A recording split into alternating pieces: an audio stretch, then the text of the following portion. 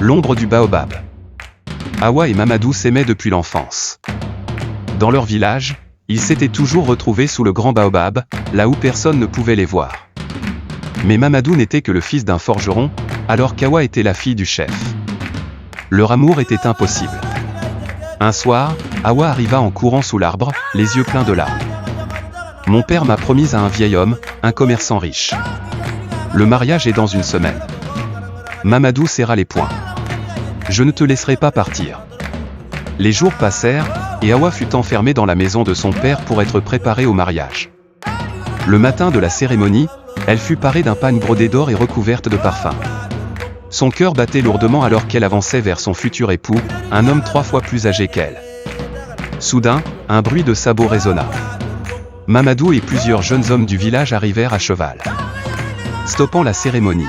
« L'amour ne doit pas être un marché », cria-t-il. Les anciens du village se levèrent, furieux. « Ce mariage est une alliance importante, tu n'as pas ton mot à dire », lança le père d'Hawa.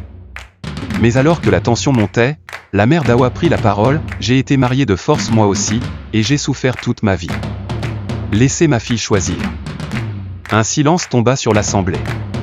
Puis d'autres femmes se levèrent, partageant leurs souffrances passées. Pour la première fois, les anciens hésitèrent.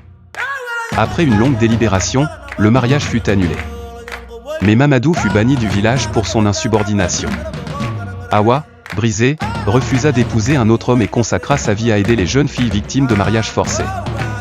Des années plus tard, alors qu'elle était devenue une femme respectée, elle retourna sous le grand baobab. Mamadou était là, plus âgé.